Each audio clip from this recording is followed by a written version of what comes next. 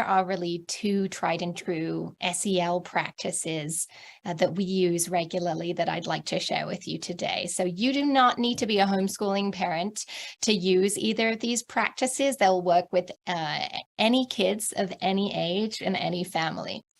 So the first is establishing those family agreements we all live and learn by. And the second is creating opportunities to empower our kids and build self-efficacy through being knowledge givers. So we do that through morning meetings 4 days per week as part of our homeschool.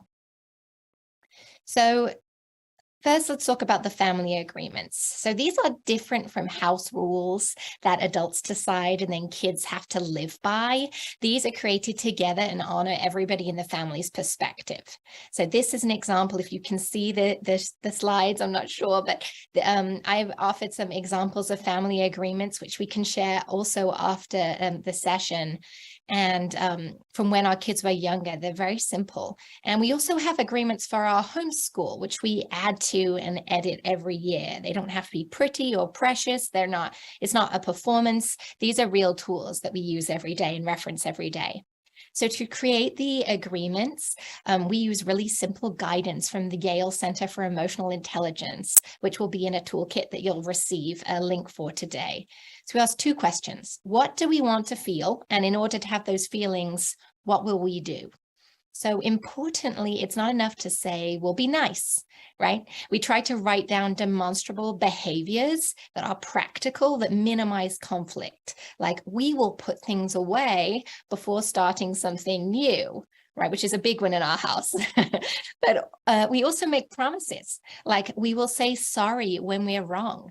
And these are agreements for all of us. The power of a parent apologizing to a child is huge and profound. And I could speak personally to that. Or when you make a mistake. So these family agreements give us a place to return to as needed and reflect on how well we're all keeping our commitments to each other as a family. So the second part of our homeschool practice is that we hold a morning meeting.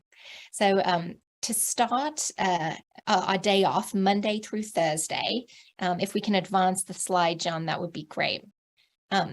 We take a turn to lead the meeting. So the two parts of our morning meeting are one, a check-in. So we'll say something like, on a scale of 1 to 10, how are you feeling physically and emotionally? And this gives a lot of information.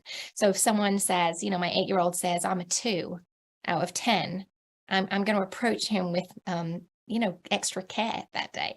And the second part of the meeting, which is really what I want to talk about, is that the meeting leader teaches something or leads the other 3 family members through an activity. So this can be anything. It can be a physical activity, it can be academic facts, it can be a hobby, it can be arts-based, and it can take a lot of prep or no prep at all. But everyone is responsible for deciding on the activity where they are the leader. So the key element of this practice as a family is truly letting children decide and lead the activities when it's their turn. We're a few years deep into this, but when we started, it was actually very hard for me to let go and let my son, who was 6 at the time, lead a timer, with all of us and lead something. But I've really seen how it's developed them into being able to take charge and make decisions and lead others. So to be able to teach something they're interested in to others really builds a child's sense of self-efficacy and self-determination and accomplishment. So especially teaching your own parents, right? It's a great way to turn the power dynamic upside down in your home and to build strong attachment like Lorelei was talking about, and that trust. So it doesn't really matter if you already know what your kid is going to teach you. It's that they get to lead and understand what that feels like. So some of our examples I'm showing you today is that our 11-year-old learned about the Declaration of Human Rights for the first time, and she was so moved, she decided to develop a 10-minute lesson on the Declaration of Human Rights and deliver that lesson to us. And she's also compiled quotes about courage and taped them to the wall around our homeschool room, and we do a little carousel walk and read all the quotes out loud. My 8-year-old has been learning Mandarin for the last couple of years. It's something he's interested in. I do not speak Mandarin, neither does my husband. And he taught us some simplified Chinese lettering. He's also made an escape room, and he gave us a short quiz on the Legend of Zelda video game. So we're all over the map in terms of the things that our kids, we honor that our kids would like to teach us.